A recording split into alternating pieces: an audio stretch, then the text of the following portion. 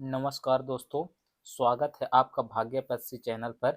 आज की बड़ी अपडेट प्राथमिक शिक्षक एवं प्राथमिक शिक्षक विशेष शिक्षा भर्ती 2026 से जुड़ी हुई है। डीपीआई की ओर से दस्तावेज वेरिफिकेशन के लिए जरूरी डॉक्यूमेंट की सूची जारी कर दी गई है। अगर आपका चयन हुआ है या आप दस्तावेज सत्यापन के लिए जा रहे हैं तो यह वीडियो आपके लिए बहुत ही महत्वपूर्ण है। चलिए हम लोग देखते हैं डॉक्यूमेंट वेरिफिकेशन के लिए किन किन डॉक्यूमेंट की आवश्यकता होगी।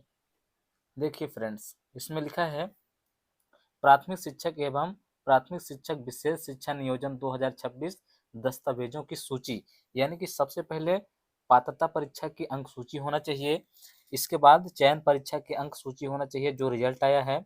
तीसरे नंबर में है जन्म तिथि का प्रमाणीकरण हेतु 10वीं 12वीं की अंक सूची होनी चाहिए। मान्यता प्राप्त बोर्ड से हायर सेकेंडरी 12वीं, यानी कि वही चीज है, 12वीं की अंक सूची रख लेंगे तो काम हो जाएगा।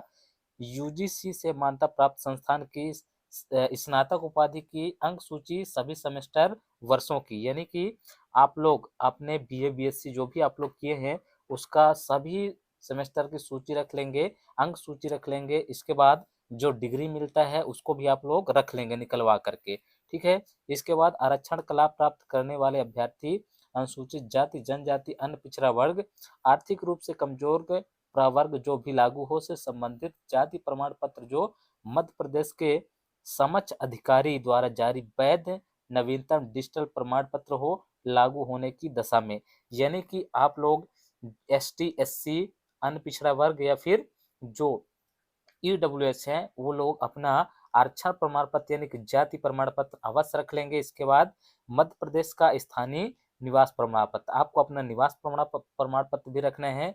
इसके बाद 8वां नंबर में देखिए फ्रेंड्स, 8वां नंबर में है अति शिक्षक अनुभव से संबंधित समक्ष अधिकारी द्वारा जारी प्रमाण पत्र लागू होने की दशा में। यानी कि जो शिक्षक अति शिक्षक कोटा से भर्ती हुए हैं वो अपना अनुभव प्रमाण पत्र जरूर रख लेंगे। इसके बाद है स्थायी दिव्यांगता, जो भी शिक्षक दिव्यांग है यानी विकलांग है 40% से अधिक, तो वो लोग अपना दिव्यांग यानी कि विकलांगता प्रमाण पत्र रख लेंगे।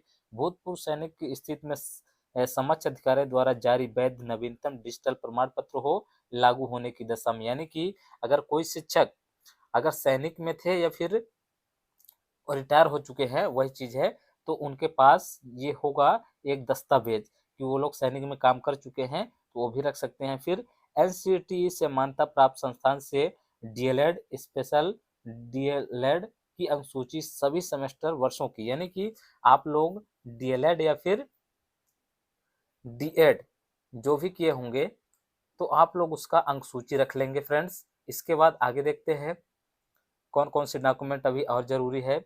इसके बाद है दोस्त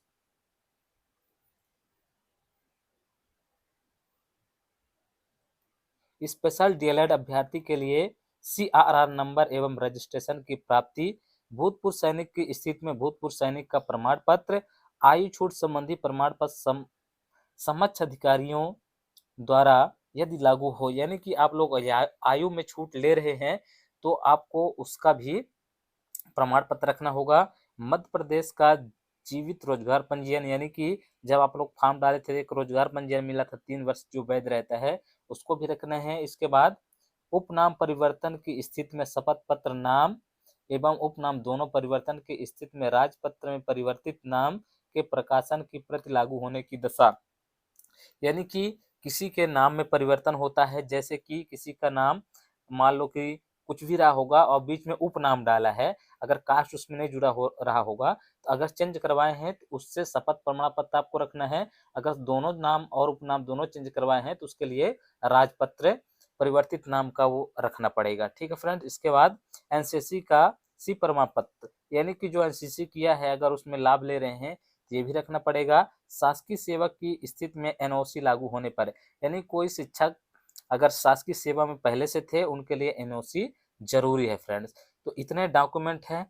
तो दोस्तों दस्तावेज सत्यापन के समय सभी ओरिजिनल डॉक्यूमेंट और उनकी 2-3 सेट फोटो कॉपी जरूर लेकर जाएं। किसी भी दस्तावेज की कमी होने पर परेशानी हो सकती है। अगर यह जानकारी आपको उपयोगी लगी हो तो वीडियो को लाइक करें, अपने साथियों के साथ शेयर करें और ऐसे ही भर्ती व शिक्षक से जुड़ी हर बड़ी अपडेट के लिए चैनल को सब्सक्राइब करना बिल्कुल न भूलें। धन्यवाद।